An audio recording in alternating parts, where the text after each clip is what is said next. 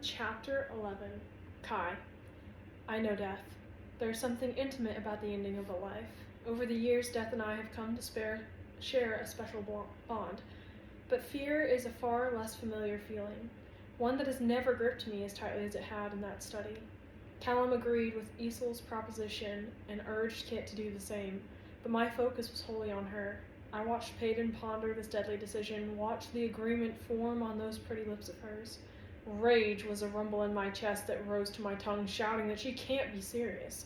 I stood before her, fought the urge to cup her face, and told her she cannot enter another set of trials. I simply wouldn't let her risk everything for a kingdom that would rather see her die. But I should know better than to give Peyton Gray an order. She is not one of my soldiers, after all. No, she is so much more. That was when she looked me in the eyes, took death by the hand, and declared once again that she would enter herself into these new trials. It's the only way, she said sternly, though her face was pale. I have to prove myself to them. And if you die, I'd shot back, chest heaving. Her next words still plagued my thoughts more than a day later. Then they will have been right about me. I'm a weakness. The ring feels foreign on my finger. I pull my hands behind my back, hiding them from the sea of prying eyes beneath the dais. Fidgeting with the thick enforcer's ring, I can practically feel the blood that has been spilled by those who wore it before me. I blow out a breath, keeping my gaze on the large throne room doors ahead. I, and the rest of the court for that matter, have been begrudgingly awaiting our king to grace us with his presence. The minutes dragging by, leaving me alone atop the dais, and very much on display for the entire court. By the time I've considered borrowing a veil's power from the crowd to simply vanish from this unfortunate situation, the doors swing open. In steps the king. The golden crown glitters atop his head, bleeding into the hair beneath. His outfit is simple at first glance, refined in a second. The buttoned shirt he wears is pressed perfectly, tucked into equally pristine green pants, but every feature is enhanced by what he carries on his arm. Her hand is threaded through his bent elbow, tan skin glowing against the white dress hugging her closely. The neckline encircles her throat, hiding what I know to be branding of my father's above her heart.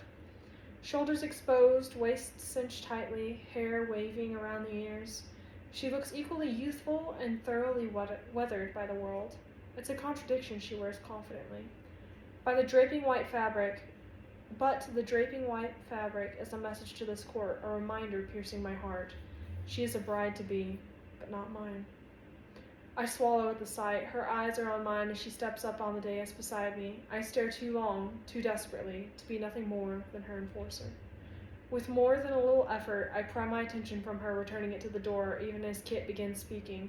Ladies and gentlemen of the court, thank you for your patience. I am sure you are all very curious as to why I've called you here today. His voice carries over the intrigued faces filling the room.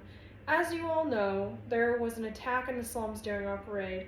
Most of you will likely not find this to be grievous news, but you should. At the sound of his deep breath, my eyes flick to him. Exhaustion smothers his features. I know that my engagement to Peyton Gray, along with the sudden acceptance of ordinaries, will be difficult to adjust to. But I will not tolerate outright acts of defiance against my decrees, especially those I make for all of our sakes. His voice softened slightly.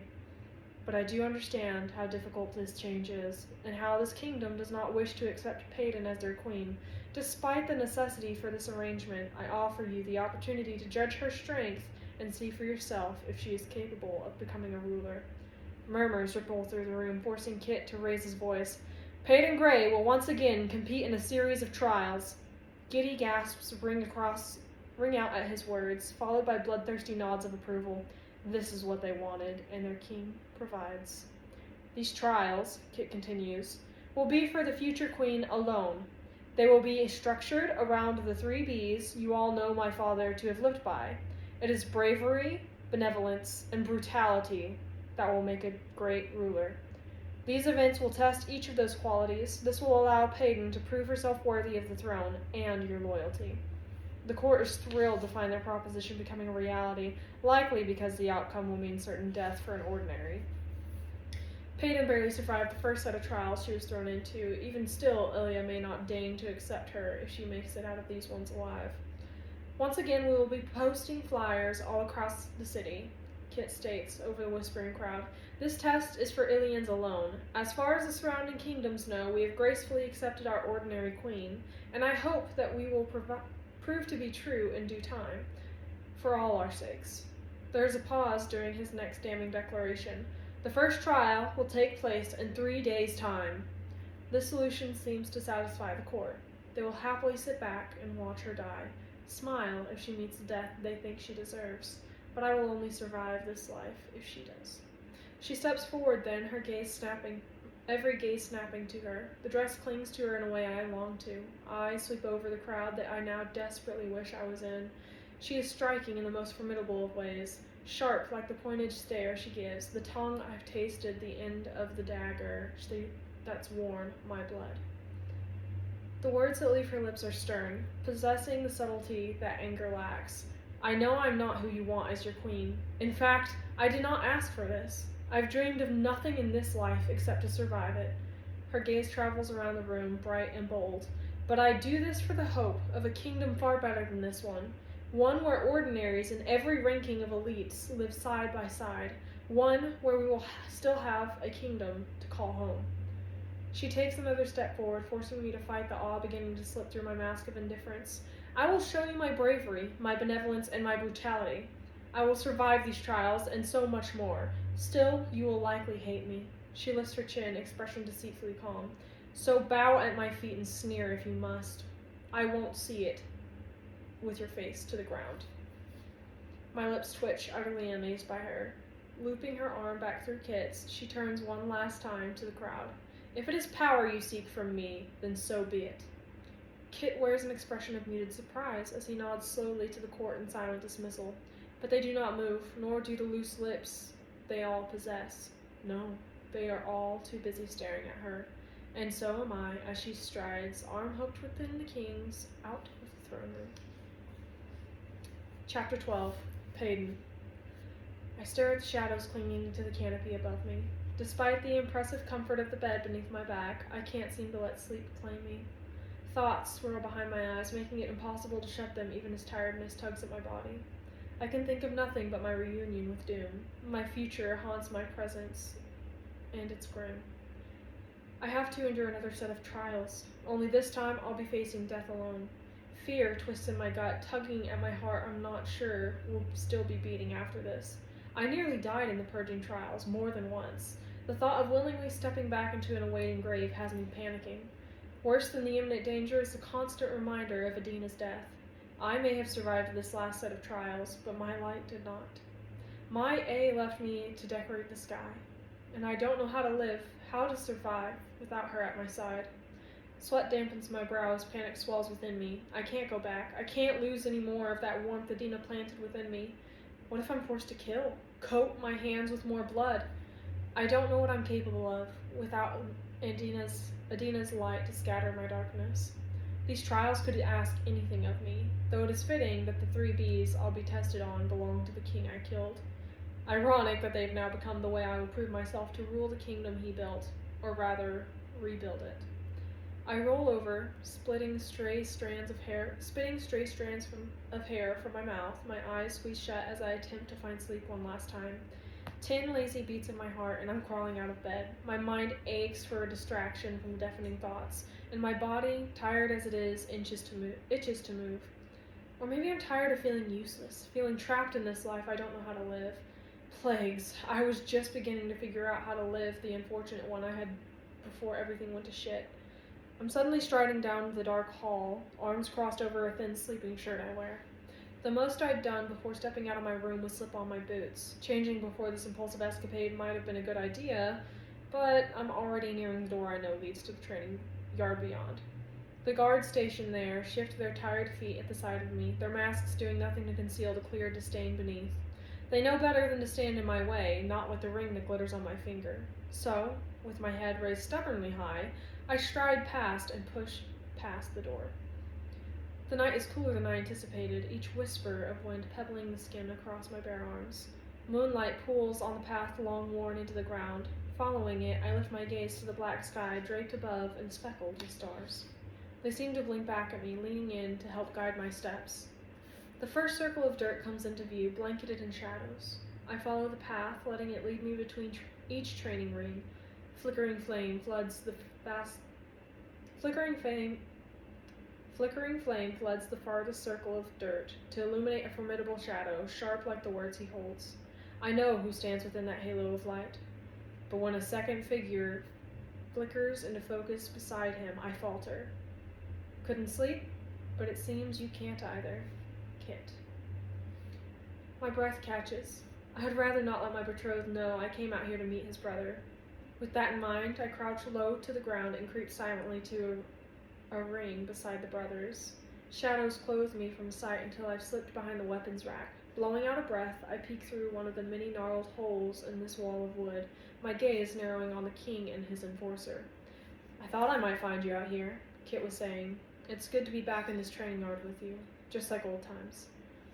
If it were really like old times, Kai muses, you would be sprawled in the dirt already. Kit laughs, sounds so genuine I nearly startle. It's as though I'm suddenly back beside that fountain in the garden, splashing a boyish prince unashamedly. You think you could still take me, brother? We haven't sparred since you found a better partner. The tips of my ears burn. Come on, Kit. The enforcer's tone is deceptively casual. That was during the purging trials. Things haven't been like that for a long while. Despite knowing the truth of our relationship, Kai's nonchalance still manages to sting me. Besides, he sighs, you're the one who's marrying her. And there's a twinge of jealousy. It is what needs to be done. You understand that. Kit runs a hand through his hair, looking younger beside his brother. For the kingdom? For us? Kai stifles a scoff. For us? Yes. It's a simple word, yet it holds so much defiance from the king. I know your relationship with father was strained. More than strained, he amends quickly. I don't want that for us. What I want is to be brothers again. Without orders you detest shoved between us. And with the Ilia I'm rebuilding, you won't need to hunt down ordinaries anymore. Knowing his brother more than most, he reassures, I won't make you hurt anyone. I can't make out Kai's face in the flickering torchlight, but I know gratitude paints the plains of it. Thank you, brother. Kit nods earnestly, waiting a long moment before speaking again. But after this bombing at the parade, I've been advised to ensure your army is ready for whatever threats may arise. Especially now that our borders have opened. You know how father grew a bit lax with training over the years. He didn't believe he would need to fight very many battles, Kai recalls. My legs ache from kneeling on the hard ground, but I don't dare shift this close to the keen enforcer. I watch as Kit absent-mindedly crushes clumps of dirt beneath his shoe. Now nothing could happen, so I need you to focus your attention on rebuilding our forces and training new recruits. New recruits? Kai echoes. I can just make out the smile that transforms the king's tired face. I want you to train ordinaries. My heart stalls its rhythmic beat. After the bombing, Kit continues, it became clear to show me how vulnerable ordinaries really are in this kingdom. No shit, I breathe recklessly into the darkness. So I want to offer them the chance to defend themselves. The king takes a breath. They will train with you alongside with other Imperials. Are you serious? Kai stumbles over the string of words, holding in his shocked laugh. Don't mess with me, Kitty. I wouldn't dream of it. Kit's chuckle seems to lighten the darkness. And I already have some ordinaries for you, the few we captured from the bowl after the third trial. Shock sweeps over me. He didn't kill them. Kai echoes my surprise. They're still in the dungeons? I wasn't sure what to do with them, Kit says, sounding as though there was a shrug lodged in his throat. But after that bombing, it seems time they are freed and trained. The enforcer shakes his head. You're really going to do this? Let them go after what happened? Kit huffs out a dull laugh. I suppose I am. Clapping a hand on his brother's shoulder, Kai murmurs, I'm proud of you, and I'm honored to help rebuild and protect this kingdom by your side. They look at each other, seemingly untouched since the day I met them. In this moment, their bond resembles the one I thought I had broken, and the realization that they are stronger than my vengeance makes me smile. You and me, brother. Kit takes a step back, always. When he strides back onto the path, I'm forced to press my back against a weapons rack and silently beg that shadows cloak me from the corner of his sight. I don't breathe as my betrothed walks past, not even when Kai's words have him halting. Try to get some sleep. Kit flashes his enforcer a smile. You first, Kai Pai.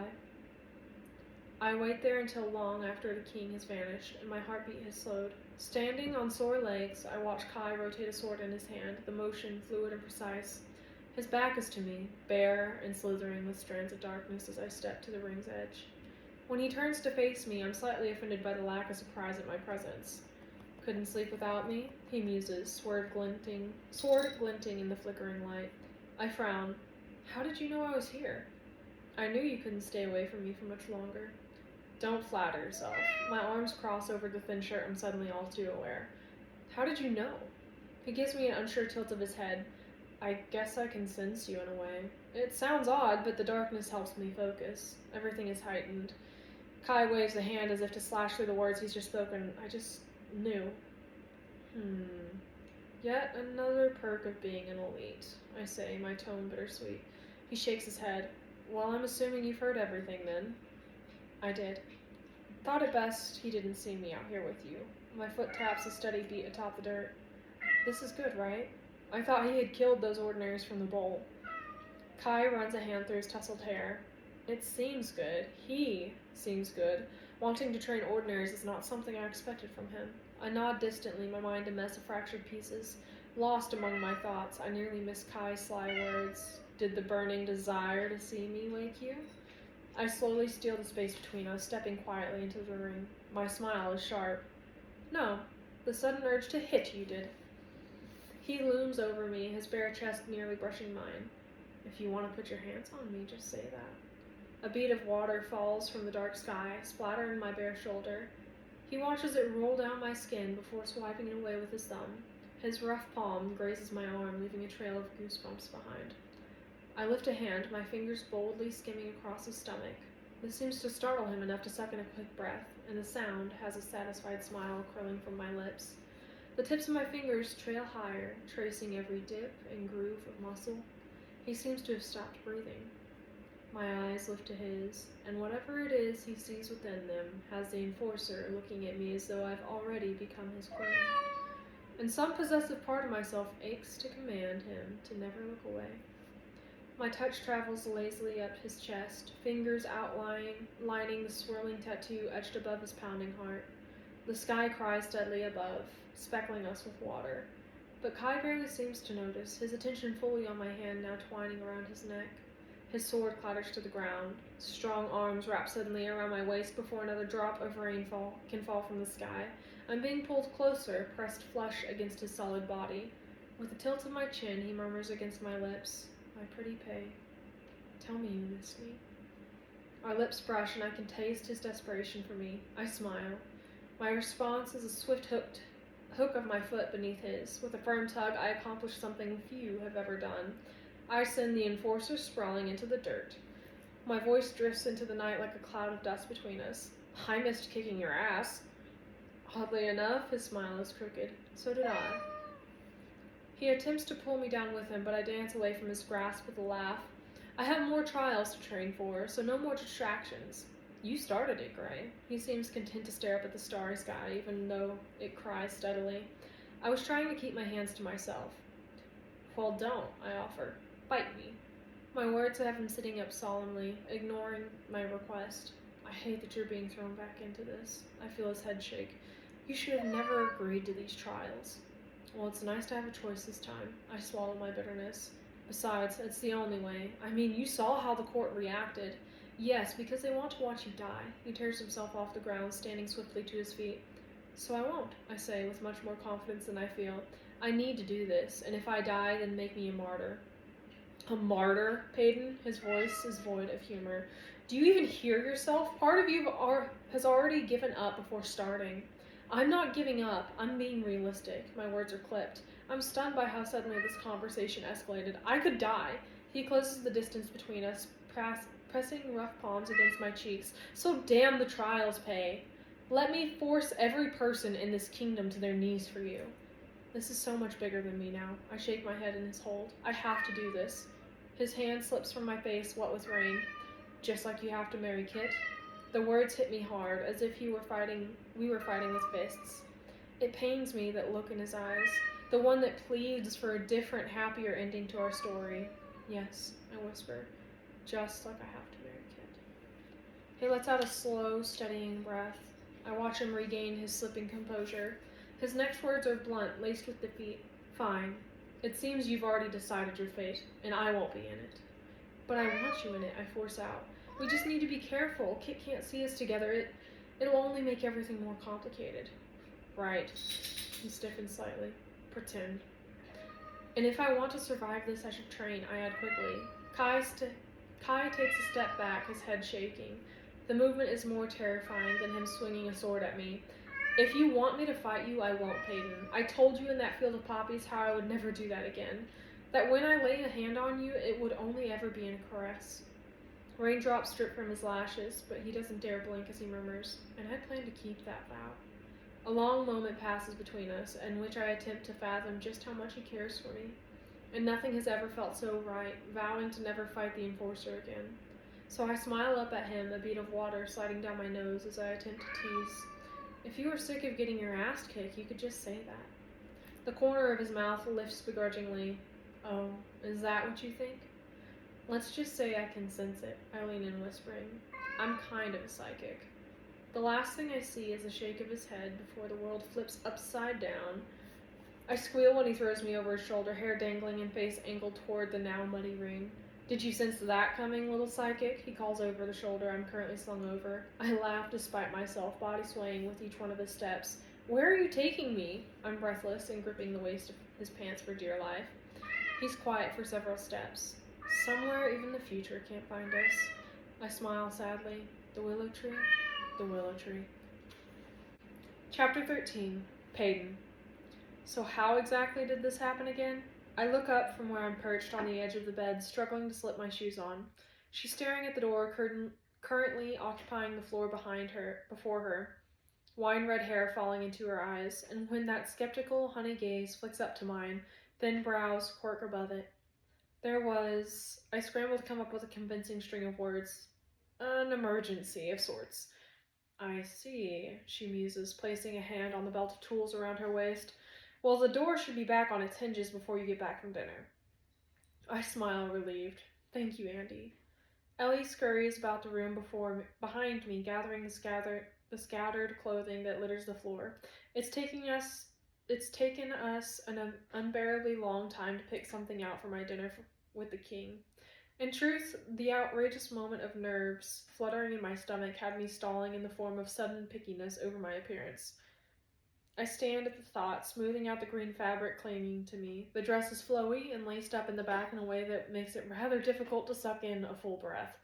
Attempting to avoid that concerning thought, I make my way over to where Andy now crouches beside the door frame. I watch her fiddle with the loose hinges, twisting various tools around the bolts. She lets me observe, fully knowing I should be halfway to the throne room by now to dine with her cousin. Instead, I ask, do you enjoy doing this? Being a handy around the castle? She tucks a strand of wine-colored hair behind her ear. I can't imagine doing anything else. It's rewarding in a way. She flashes a smile over her shoulder, fixing something that was broken. I hum quietly, the sound unsure. The silver ring hugging her nose glints as she turns to give me a questioning look. What? Does that surprise you? No, I shrug. It's just, you have so much power. My eyes flick to her hair, remembering every burgundy creature I've witnessed her transform into. And yet you're content with being a lowly handy? She finishes with a laugh. Most people are shocked. Then again, most people don't realize that there is more to life than power. My scoff is weak. Is there? She tilts her head, the mannerism so like her dark-haired cousin. I figured you, of all people, would understand that. I shake my head, smile sad. For you, there's more to life than power. That is because you have it. My eyes drift up the walls while her own remain pinned on me. But for me, my life has always been about power and trying to survive without it. When my gaze finds its way back to her, I catch the slight nod she offers. Well, you sure had a lot of us fooled, she offers a wry smile. I'm impressed. Don't be. A weak laugh falls behind my scarlet-stained lips. I was only trying to make it out of the trials, and now I'm back in them. She stands, inspecting the other set of hinges. You'll be fine. Survive these trials. Her amber eyes meet mine, mischievous. And you'll get your power. You'll be the queen of Ilia. I study her, searching for any kind of distrust or bitterness lingering after those words. But I see nothing except factual indifference painting the sharp planes of her face. It's relieving looking at someone and not seeing hatred staring back. I nod a thanks I can't seem to voice before my feet find their way past her and into the hall. It's good to see you again, Andy. You too. She's searching for another tool on her belt when I turn away. Oh, Peyton? I whip around, dress swishing against my ankles, her brows lower slightly over suddenly stern eyes. Don't hurt him. He can't afford to break again. I swallow, nod slowly. I'm not planning on it. She seems satisfied with this answer, turning away with a small smile. I do the same and head down the hallway, my chest tight beneath the confines of this dress. I smooth a hand down the wavy hair curling around my ear, steps quick across the plush carpet. A familiar head of red hair rounds the corner before easily stepping in time beside me. I barely glance at the masked Imperial. Aren't you supposed to be guarding a certain murderer? Yeah, he scoffs, so you can't murder her. My eyes find his. Well, she's alone right now, but you're not. I turn around another long hall. What are you doing here anyway? He presses a palm to his chest, putting on a show of offense. Am I not allowed to visit you, princess? I missed you dearly. I give him a look that forces the truth from his mouth. All right, so I had to take a piss. Doesn't mean I wouldn't have come to find you. I half-heartedly fight a smile. Well, I'm on my way to dine with the king, so no need to worry about murders from me tonight.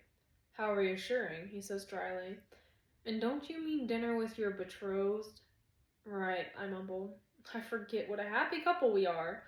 Play nice, princess, he warns, leading me toward the towering doors of the throne room. You're not his queen yet. I smooth the skirt of my dress with my hands that refuse to still, and I may never be. We slow beside the doors, and before he can convince me all will be fine, I pull him into a hug. He only hesitates for a moment, then folds his arms tightly around me. I'll see you after the trial, I whisper, if only to convince myself of that fact. After several long seconds, I step out of his embrace, and at my nod to the waiting guards, the doors swing open. The throne room stretches out before me, outlined with the same white pillars I've been paraded before more than once. I lift my chin, walking alone towards the large table at the center of the room. For once, I'm here of my own free will, and there's power in choice. The king takes a seat at the end of the sprawling table, blonde hair tousled and green eyes smudged with fatigue. He offers a small smile as I approach. Good evening, Peyton. Good evening, I return, eyes drifting to the spread of parchment. He shuffles into a pile beside his plate. Am I pulling you away from your work? No, it's nothing pressing, he answers dismissively. I watch him hand the stack of paper to a nearby servant who scurries away. I came from a meeting with the scholars. Scholars? I stop before the yawning table. I'm sure they are aching to advise you on how this kingdom should be run. Oh, they certainly are, the king scoffs. I can't help but take a moment to admire his resilience in the face of those who mock it. Kit has changed since I tore his life at the seams. Now, selfishly, I'm hoping he'll allow me back into this carefully mended one. My gaze falls to the food laid before us. The plate awaiting me sits at the opposite end of the table, shoving several feet of distance between us. I must have let the confusion spill into my expression because Kit sighs. This is how royal meals are typically conducted. Nothing about his tone implies he wishes things to be any different. And that realization has my chest tightening. I don't want our lives to be distant conversations and avoidant glances. If we are meant to rebuild the kingdom, a tyrant king destroyed, I want us to do so together, not begrudgingly. This is ridiculous, I say simply before picking up my chair and carrying it over to him. His expression shifts slightly, enough to portray a shade of unsurety. I made us this way. I marred the relationship he meticulously cultivated. So does I, who will meekly extend an olive branch, raise a white flag between us. When I've reached the space beside him, I let the wooden legs of my chair hit the marble floor with an echoing thump. Kit raises a brow. What are you doing? That, I gesture to the opposite side of the table, was how things used to be done. But we're changing things, yes? We are? Impressively, Kit changes the subject with a gesture toward the piles of food before us. Please help me eat some of this. I blow out a breath. He's not going to make this easy on me.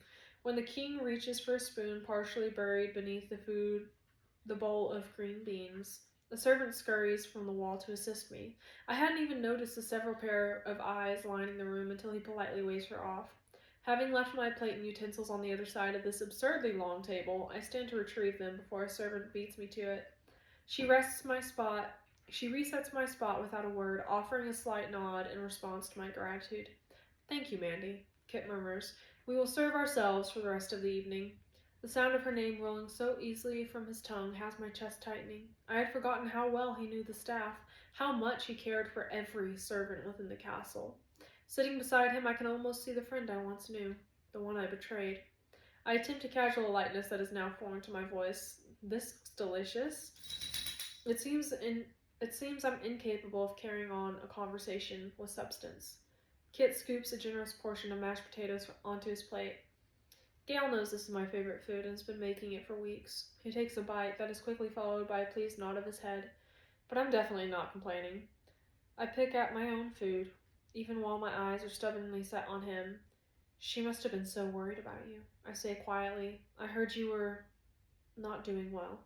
When he meets my gaze, I hurry to add, which is completely understandable and most definitely my fault, but his laugh cuts through my words. He's laughing. It's not quite a positive sound, but rather one that is made at another's expense. This is nothing like the laugh I witnessed between him and Kai. The sound quiets with a silent cough. Take a breath, Peyton. I've put it behind me. I still my fidgeting hands, but you don't forgive me. Silence swells between us. His fork clatters against porcelain. I straighten at the sound, watching the king brace elbows atop the table that have him leaning closer. I want this to work, he finally murmurs, gaze pinned on the sparkling diamond. This needs to work. For Ilya, for everyone. But that doesn't mean we need to be anything more to one another than what we are now. My resolve hardens in the face of his disregard for the stagnant relationship. No, I won't accept that. His brow quirks as I continue with a defiant, I want to fix this. Us, what we used to be. Close. And I know that it's my fault we no longer are, but if we're to spend the rest of our lives together, we might as well try to enjoy it. Kit sits back in his chair, stretching the embarrassing silence further with a long swig from his glass. Finally, he deigns to mutter a chilling string of words. You already have Kai. Why bother deepening our relationship? My heart thuds against a constricted chest. Silently cursing this damn dress, I manage a breathy. Kai's not the one who I'm marrying. But he wishes you were. I open my mouth. Close it. Try again. Is that what this is about? Whatever closeness you believe me to have with Kai? I know him, Peyton. Kit's words are clipped. Better than I have known anybody. Don't think I haven't noticed his smothered feelings for you even after everything. There's a bitterness in his voice that makes me pause. It's the type that typically accompanies jealousy and quiet longing. The king's gaze travels over me and my throat goes dry. Thoughts swirl around my head, each one more absurd than the last. Kit couldn't still have feelings for me, not after what I've done. But his words, his piercing look that strips me bare, says differently. Is that why you pushed me away, I breathe? For Kai?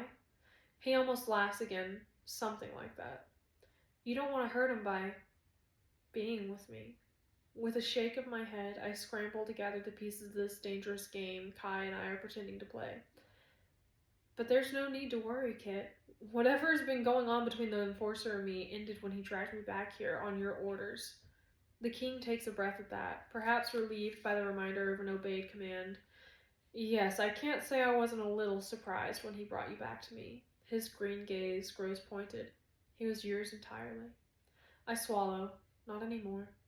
Pretend. Pretend that the enforcer hadn't tried to free me before our trek to the castle. Pretend our time spent together didn't bring us impossibly closer.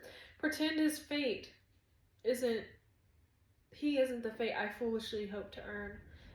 Kit smiles more freely than he has since my arrival. Time will tell. I want to earn your forgiveness, your trust. My hand finds his, surprising the both of us. I hadn't planned the movement, but here I was, fingers splayed across his skin. Let me try to do that. His eyes are still on our linked hands when he nods. I suppose it's only fair if I give you the chance. Thank you, I sigh out. With a small smile, he returns his gaze to the plate of cooling food in front of me. Now eat, please. You need all the energy you can get for your trial tomorrow. Relieved to be speaking less formally, I groan while shoveling a fork full of mashed potatoes into my mouth. Don't remind me. Everything will be fine. He takes a bite of ham. Ilya will be wowed. I snort. Only if I die. Perhaps they'll even clap. Even if you did, no one would be there to clap for it. The fork hovers in front of my mouth. What do you mean? Just like the purging trials, these ones won't take place in the bowl, he offers graciously. Well, not all of them at least. Really? My stomach twists in knots. Will there be sights dragging at my heels? He lifts a glass of wine to his lips. Maybe. Maybe not. Well, if the court came up with these trials for me, I can't imagine they'd be anything short of perilous. Those green eyes roam over my face, and when I finally meet them, it's a contradicting measure of emotions I see within them. The two landmarks you haven't yet had a trial at, he finally says. That is where you will be. My gaze falls to his chest, where I know Ilya's crest lies, inked into the skin beneath his collared shirt. The sideways diamond represents the 4 landmarks surrounding us, 2 of which I have already survived in the purging trials. That leaves the scorches and the shallows. He nods slowly. The desert and the sea. Great, I say cheerily. I barely survived the scorches the first time. Crossing lean arms over his chest, Kit adds, this first trial is all about bravery, and fear comes in many different forms. I study his stoic expression, then a hurried question surprises my tongue. What fear would test you in this trial of bravery? That is a bit personal, he says this accusingly, despite his expression being tinged with amusement. That's the point, I counter. Failure, he says simply. Insignificance. I don't tell him that this makes perfect sense considering the way he was raised. Instead, I extend that olive branch in the form of understanding. That is an admirable fear to have. Kit huffs, and I think it might be the first laugh. And I think it might have been a laugh in disguise. And yours? I shrug. Too many to count. It doesn't seem that way. He takes a sip of wine. Not even when you were in the purging trials. I'm good at pretending. I've gathered that. Words spill from my mouth in response to his own. But I'm not pretending to be your friend. I've never had to. Not even when I needed to find that tunnel. And I'll keep trying to prove that until you believe me. There's a long pause. Okay. I repeat sternly. He cracks a smile. I smile back. I feel young, hopeful, anew. In this moment, I see the future we could have, a glimpse of the boy who threw chocolates into my mouth and helped clean each one off the floor. I see a friendship, not love. No, love is what I see when I look at his brother. I run my fork through the pile of mashed potatoes on my plate. Is this a horrible time to tell you that I've never much liked your favorite food? His raised eyebrows have me attempting to amend with a weak, it's a texture thing. He leans back, head shaking. You're not helping your case, Peyton. I don't stifle my laugh in time. Oh, so my dislike for mashed potatoes is that unforgivable? I'm afraid so. With a shake of my head, I lift a forkful of potatoes between us. Fine. To my dislike for mashed potatoes. May it be our biggest problem. This earns me a slight smile. He clings his fork against mine and echoes, may it be our biggest problem. Chapter 14. Kai. I weave between the training rings, hands tucked casually behind my back. Sweaty bodies pack the yard, some sparring while others groan through the sets of exercises I've forced upon them. I scan the crowded expanse of dirt and torn grass, tracing the movements of those around me. My hand shoots out, lifting a brawny's elbow as I pass. Keep your back straight, carry the sword higher. The Imperial nods before I continue down the path, catching a flash.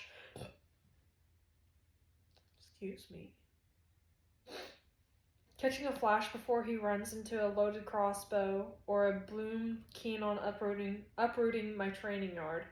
It seems my soldiers are out of practice. Father ensured that most of my time was spent hunting down ordinaries, but seeing that Kit freed me from that gruesome task, I can now focus on whipping my men into shape. I don't care if you're the strongest elite out here, I call, standing in the center of chaos. I want you to learn how to fight without ability. I point to a particularly filthy Imperial. Widen your stance, and you. I step into the ring, pulling his shell's forearm higher. Guard your face always. You know, you're not made of stone right now. I've spent the entire day shouting variations of the same thing. Every 2 hours, a new rotation of soldiers step into the yard, replacing the ones I'd worn out. Ordinaries are sprinkled among the elites and instantly recognized by the group. They are timid, unsure of every movement, and as if terrified to make a wrong one. I've learned over the past several hours that it is best to separate those ordinaries from the taunting elites, at least until I'm confident they can swing a sword correctly. Darkness has bled across the sky before I finally stride back into the castle. I'm tired and hungry, but most of all, I'm thinking of her. My feet are quick to find their way towards the queen's quarters. It feels wrong and yet so entirely fitting that she's occupying them. The halls are quiet, the shadows are thick, and her door's fixed. I shouldn't be surprised considering I'm the one who told Andy it was in need of repair. With her hard work in mind, I gently rap my knuckles against the wood rather than kicking it off the hinges. Her footsteps grow closer on the other side of the door. I've gotten rather good at memorizing every sound she makes, every laugh from her throat, every shuffle of her feet, every sigh against my mouth. The door swings open and there she is. A large shirt hangs off her tanned shoulders, the hem of it nearly covering the silk shorts, exposing the length of her legs. Her short hair is damp, skin sweet with the remnants of bathing oils. I breathe her in as my eyes roam over the familiar figure before me. She peeks her head out the door, expression suddenly anxious. "You shouldn't be here," she hisses into the silence. Then, without another word, I'm being tugged into her room. I kick the door shut behind me. Where else would I be? Your own room, maybe? My room doesn't have you in it. My lips twitch. Hence why I'm in yours. She shakes her head at me in disbelief. Insufferable, cocky bastard. I wrap my arm around her waist to pull her against me. My fingers flick the tip of her nose, voice softening to a whisper. And my pretty... I kiss her gently, feel her mouth melt against mine. Pretty babe. She tugs at my shirt, pressing her lips against mine. I shove away from the door before kissing her further into the room. This kiss is greedy and aching. This kiss is made up of every moment I wasn't able to touch her, every moment I wanted her but willed myself not to. Her lips are as soft as the skin beneath my roaming hands. I feel a shiver snake down her spine when my fingers curl into her damp hair. You shouldn't be here, she reminds me again, barely managing to get the words out. My response is a whisper against her lips. I know. Someone could have seen you, she pants. I know. Her hands grasp at my hair. I'm an engaged woman. My voice is low. Oh, I know. My fingers find that damning ring, slipping it off even as my mouth moves against hers. She makes a sound of protest against my lips that has my heartbeat quickening, but I manage to grab her other wrist from where it's buried in my hair. Before she can stop me, I've pushed the band onto the finger of her right hand. There, now it's just a ring, no vows attached. She pulls away with a smile that has my breath catching. Oh, it's that simple? It could be, I say too quickly, too desperately. The heated moment fizzles out between us, leaving us only panting breaths and the grim reminder of our future. Peyton takes a step away, then a dozen more as she begins pacing the plush carpet. Lifting wet hair off her neck, she clears her throat. Kid is suspicious of our relationship. I think it's why he's pushing me away. I force myself to scoff, knowing that the alternative is far more dangerous. Because he still cares for you. We just need to be careful, Peyton says calmly. I don't want to make things more difficult than they already are. I turn away, shoving hands into my pockets. I'm suddenly very interested in the molding that decorates her door. So I take it you spoke to Kit? We had dinner together. She waits for a reaction I don't give her. We're going to start doing that regularly. Of course, I bite out. Kings and queens dine together, after all. Jealousy weighs heavy on my words, straining my voice enough to have Peyton sighing. Her hands cut my face to turn it toward her. Please don't push me away, too. I don't want this any more than you do. I manage a nod before she's flicking the tip of my nose weakly. I'm momentarily stunned by the action, as I always am. But it never gets easier, adjusting to the joy that swells within me when her fingers flick my nose. To feel her endearment so physically is a privilege I don't deserve. Don't do that, I breathe. Do what? I duck my head. Ruin me. I thought that was what you wanted. I thought that was what you wanted. She reminds me slyly. Not like this. I tug a damp strand of hair behind her ear. Not with him. A slow ache begins its inevitable build into my chest. I will always love my brother, but I'm not sure I can bear to watch him grow old with her. Loyalty and love are damning enough when apart from each other. Now they are dangerously tangled together. A lingering, sympathetic look is the only answer she offers. So, did you come to say goodbye? Pay's voice is soft, her change of topic less so. Just in case. I don't need to say goodbye, I answer blandly, because I will see you after the trial. Her gaze is distant. I'm going to the Scorches, or the Shallows. I still at her worst, prepared to ask how she knows this when the answer spills from her mouth. Kit told me. 2 of the trials will take place at the remaining landmarks I haven't yet survived. I shake my head. Of course they will. I shouldn't be surprised if the court would throw you somewhere you've never been before. She opens her mouth, urging me to add, but no, I won't say goodbye, because you're going to be fine. Bravery is the least of your worries. She's quiet for a troublesome amount of time, then a soft smile finds its way to her lips. When I left for the purging trials, Adina assured me that it wasn't goodbye, simply a way to say bye until I saw her again. She swallows thickly. It was the most ridiculous line, but she said it so many times over the years. She makes a pain sound that slightly resembles a laugh. I look down at her, finding a mingling of grief and anger harshening her features. My fingers lift her chin. So, in the wise words of Adina, this is simply a good way to say bye until... whatever the hell. She was laughing before I even began trailing off. But this time, it was the kind of sound that has my breath catching, eyes unblinking so I don't miss a single second of it. Until whatever the hell. Peyton repeats with a nod. I smile until the one she wears fades, and then I grin again in the hopes that hers will return. After a moment too long, I finally admit why it is I'm here in the first place. I have something for you. A shadow of skepticism falls over her face. Should I be worried? Reaching into my boot, I carefully slide the gift from it. I should be worried. It's likely it'll find its way to my neck again.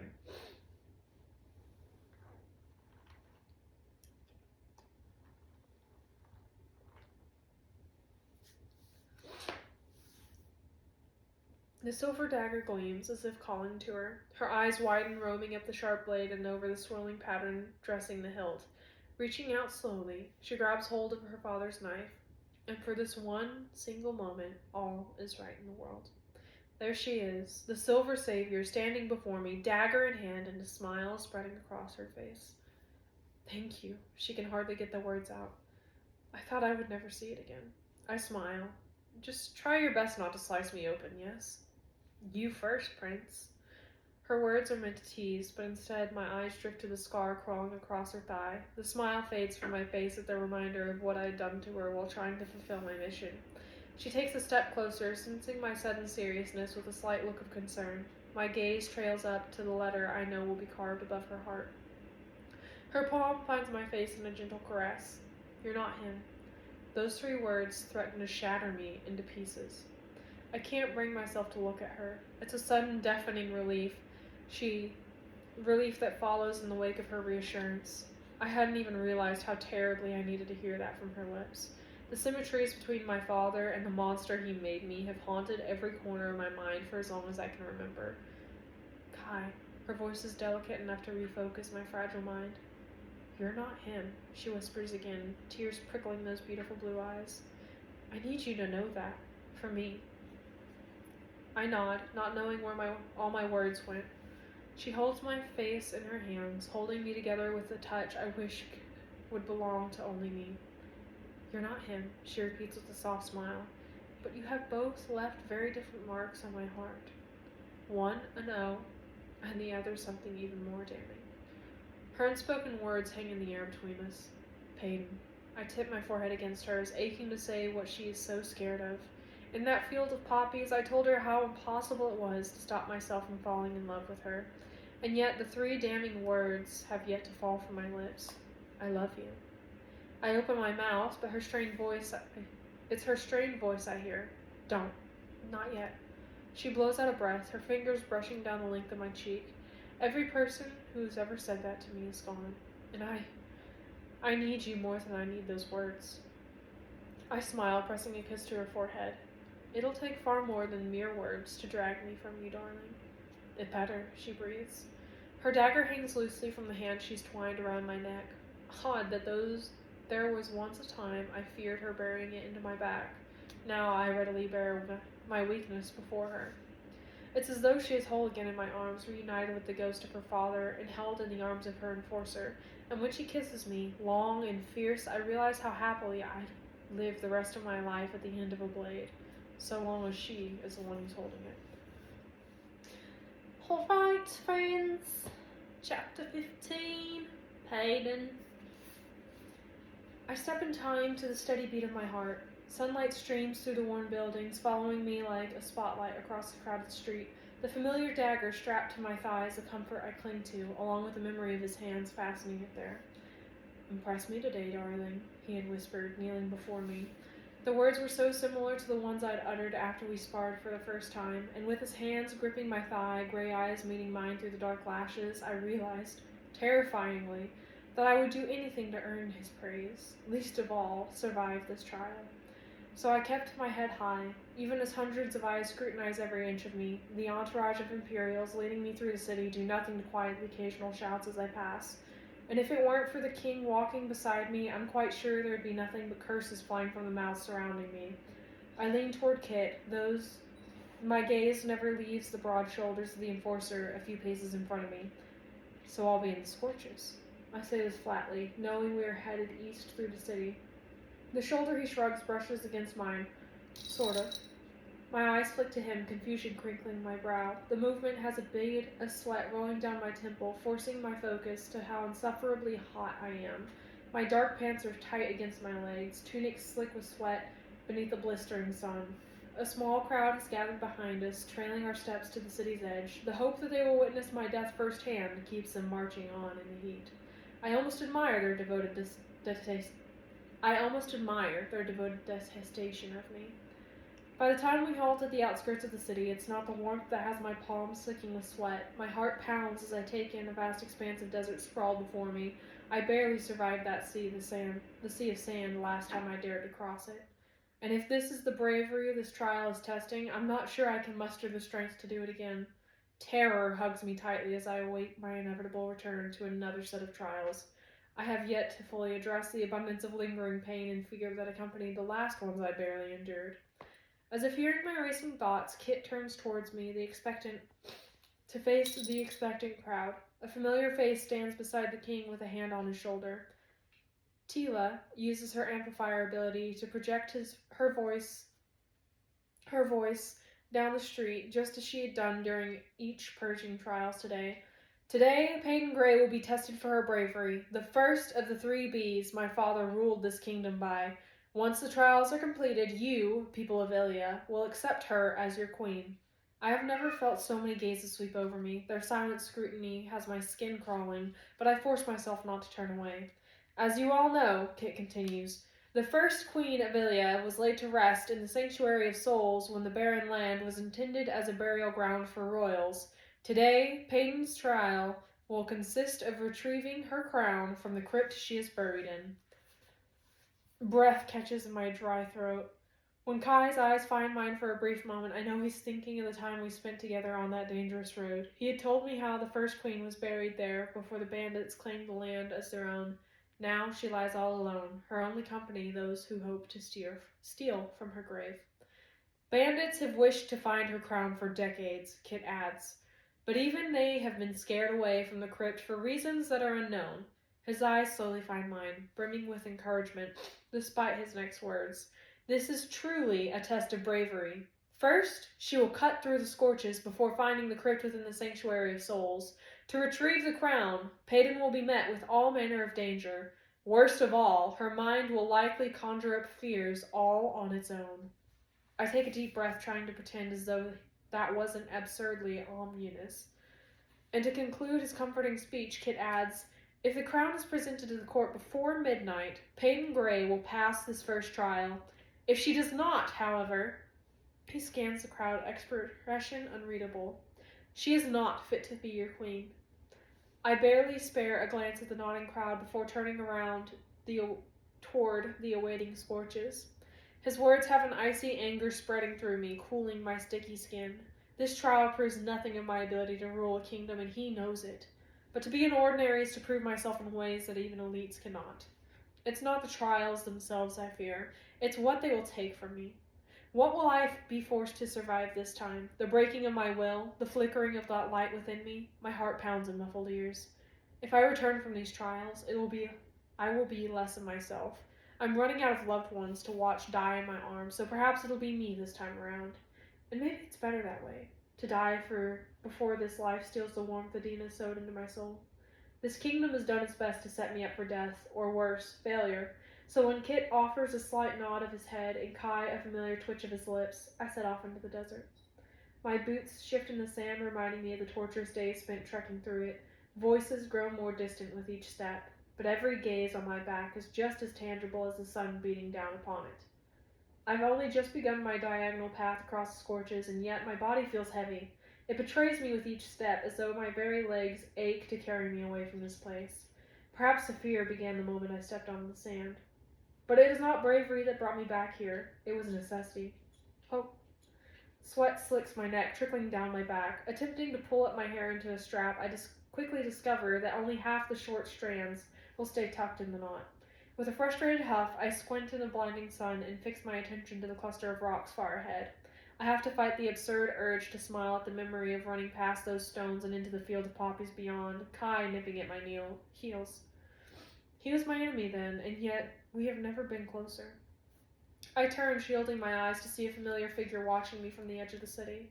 Now the enforcer is something far more devastating than a lover. Yet we have never been further apart. Keeping my distance from him is a trial of its own. It is cruel not being able to call him mine after everything we've endured. Perhaps, in another life, I'm strong enough to never need proof of it. Perhaps in another life, I'm brave enough to confess that I love him. Perhaps, in another life, I learn to love him from afar, and that is the most fearless thing of them all. So I look away, letting my feet carry me even further from him. Chapter 16. Pagan. My throat is dry, tasting of déjà vu. With every shuffling step I take, history repeats itself. Yet here I am, sand slipping between my boots, and sun stinging my skin. At least this time, the end is in sight.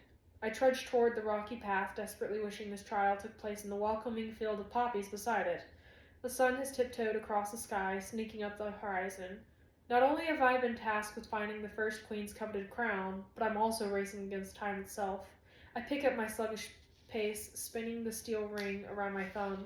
If father could see me now. A pang in my heart hits me hard in the chest. Not the typical sadness that seizes me when I think of him and the death he met, but the type of hurt that tends to accompany truth. Because he's not my father. The words sound cruel, even from where they echo in my skull, and in most ways it's unfair of me to think that. I've been unwanted in this kingdom from the moment I was born, but not to the man who found me on his doorstep after losing a wife and child of his own. I became his everything, and maybe that is all you need to earn the title of father. It's only when gravel crunches beneath my boots that I realize I've stepped into the sanctuary of souls. Clearing my thoughts and gathering my vigilance, I head down the wide path that eventually leads to door. My pace quickens without the sand to slow me, leaving a wall of stones on each side. The sheath strapped to my thigh has grown hot in the sun, but habit has me resting a hand on the hilt of my dagger. It's eerily quiet on the stony path, putting me on edge.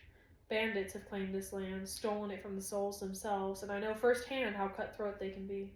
I scan the towering stones beside me, looking for any sign of movement. Worry quickly creeps its way into my thoughts, doubt following soon after. I haven't the slightest idea which cave hidden among the rocks contains the only queen within it. So I'll have to search all of them, I mutter under my breath. The sun has dipped behind a cluster of looming boulders, and I'm left oddly cold without its consistent comfort. My tired gaze stumbles over the sight of a cave to my left. Pace quickening, I head for the gaping entrance. I'm swallowed in darkness after several slow steps beneath the arching stone. My hands grope for the wall, palms flat against cool rock in an attempt to guide. Jagged creases of stone slice at my skin to spring blood from thin cuts. I bite my tongue against the stinging pain and accompanying stickiness that now coats my palm. Forcing myself to focus on feeling what I cannot see, I drop to my knees. My hands roam over the cold floor of the cave, searching for any sort of clue. What the hell am I doing? I whisper, already losing my patience. Father may have trained me to be hyper-observant, but the key to my psychic ability is sight, and that is precisely what I'm missing at the moment. As I crawl further into the cave, darkness weighs down on me like a smothering blanket. I blink, unable to fathom the nothingness in front of me. After several minutes of fumbling fingers, panting breaths, and nothing to show for it, I turn and head for the ring of light at the tunnel's opening. I stumble out of the cave, nearly blinded by the setting sunlight. Sucking in a deep breath, I rest shaking hands on my knees. It is only then that I allow myself to acknowledge how terrified I had been. The absence of light is the absence of knowledge. I have no idea what it is that awaits me in these caves, and that is the foolishness I fear. Squeezing my eyes shut, I take a deep breath, willing myself to calm. After a long, steadying moment, I set off again down the path. My mind races to conjure up a plan that helps me see within the caves, but I hardly have the time to build a fire, let alone scrounge up the wood for it. I shake my head at nothing but my circumstance, angered that the only tool at my disposal is a dagger. Again and again, I've been set up for failure. It is that bitter thought alone that has me charging into the next cave. This one's taller, allowing me to maintain my straight spine as I step further into the blackness. With one hand dragging along the wall beside me, I extend the other in hopes of finding. My palm collides with the stubbornly solid wall. I let out a grunt of pain, shaking my wrist. With an aching hand, I search the slab of stone before concluding that I've truly met a dead end. I can't say that I'm not thrilled to be leaving the cave, but when I'm bathed in sunlight once again, it's a struggle to force my feet down the path. The next two caves I venture into follow the same disappointing routine. I stumble inside, run my hands along the walls and floors, panic in the small space, and eventually give up to scramble back toward the rapidly setting sun. Now I stand at the mouth of the next taunting cave, mustering my courage. A golden ray stretches across the stone floor, as though the sun itself is pointing a finger. I follow the beam's path, my heart stuttering at what lies glinting within it. I drop to my knees beside the scattered silver strands, eyes wide as I take in the pieces of a girl left behind. Blood coats each sliver of severed hair, dulling the silver braid beneath. Tears prick my eyes for the version of me that still lingers in this cave where Kai held the broken shards of me together. So much hurt had lived within these strands of something so unsuspecting. And when I could no longer handle the weight of blood coating my hair, my very body and being, I begged my captor to free me of it. The one person meant to be my undoing saved me from it. I gather the scattered pieces, ignoring the feel of dried blood that paints them. It feels symbolic in a way, like gripping a tangible moment in time. My gaze lifts to the small cave curved around me. The crypt is not here, but it feels like a tomb nonetheless. I gently lay the long pieces of my past self back onto the stone floor, leaving them to rest. The sun has abandoned me for the night. I squint in the growing shadows, only to be met with the yawning darkness of a cave before me. A shiver skitters down my spine when I take a step inside. My eyes widen in a futile attempt to see while my hands reach for something solid in this place of nothingness. My palm finds a wall and I cling to it with each shaking step. The sound of my quick breaths echo around me, accompanied only by the pounding of my heart. This cave feels different, unwelcoming, occupied. My mind reels, picturing every menacing thing that could be a single step away. Trying to calm my unhelpful thoughts, I crouch to the floor. But it's not stone I find beneath my palms, but packed dirt. I suck in a surprised breath, feeling hope bloom in my chest. This could be it. I continue my slow crawl, hands dragging through the dirt in front of me. The air is thick and damp in my lungs as I force myself deeper into the cave. Reaching to my right, I find the wall, now far closer than it had been when I entered. Panic swells in my chest as I turn to my left, nearly cracking my skull against the rock. It's as though the stone is shrinking in on me. My breaths grow shallow in a narrow space. All I can feel is the grimy dirt clinging to my hands and knees, see nothing but a thick blackness blanketing my eyes. I hear nothing but my thundering heart, and a soft squeak echoes above me. My breath catches. My body stills. Something rustles over my head, forcing me to clamp a dirty hand over my mouth to keep from making a sound. My whole body shakes in anticipation of meeting what it is that dwells in this cave with me. I can't move freely in the cramped space, and that alone terrifies me into stillness. A flutter of wings sound beside my head. I jerk away instinctively, slamming my head against the jagged wall. The dirty palm pressed to my mouth falls away, and I let out a yelp of pain. I feel the first bead of blood roll down my face when all hell breaks loose above me. A symphony of screeches echoes off the walls. I feel dazed, unable to determine up from down, in fear from confusion. My head aches at the flurry of wings rain down on my crumpled frame. I think I may be screaming. Bats, hundreds of them. The creatures rush past me, claws tearing at my skin from the ends of leathery wings that beat against my body. They feel far larger than they should be, pelting me persistently with a strength I doubted they could possess. Amid the terror and chaos, I manage to pull my dagger from its sheath. My palms are sweaty, eyes squeezed shut in the already smothering darkness. The scream that rips from my throat is rabid. The accompanying swipe of my dagger even more so. I slice wildly through the air, managing to hit several of the bloodthirsty beasts. Their screeches mingle with the pounding heartbeat in my ears. Fear and pain course through me to create a daunting concoction of desperation. I see nothing, but I feel the demons that dwell in this darkness. They swarm around me as I blindly brandish my blade. Countless cuts stinging my skin, blood bubbling to the surface with nauseating sickness. Another bat meets the wrath of my dagger and careens to the ground with a soft thud. I don't know what to do or how to breathe or if I ever will again. Terror grips me tightly, squeezing tears from my eyes and screams from my throat until they dart past my head. Like a gust of wind, there's one moment and gone the next. The swarm of bats rush out of the cave. I'm panting, turning towards the mouth of the tunnel as I tuck my dagger back into its sheath. I can barely make out the outlines of their huge bodies as they fly into the night. With palms pressed into the dirt behind me, I shuffle back several feet, attempting to put distance between me and the creatures beyond the cave's mouth. The night sky awaiting me looks bright compared to the darkness within the swallowing stone. My eyes strain, body scrambling back. The dirt caves in behind me. Beneath me, wood snaps loudly after my scream drowns out the sound. I fall through what feels like a decaying trapdoor, arms flailing as clumps of dirt and splintering pieces of wood plummet with me. My back slams into something solid, my head falling shortly after. I groan, unable to keep my body from rolling off the object and onto the ground beside it. Cool stone meets my cheek as I lie there on my aching ribs, panting and numb with pain. My palms press onto the uneven rock as I struggle to lift myself into a sitting position.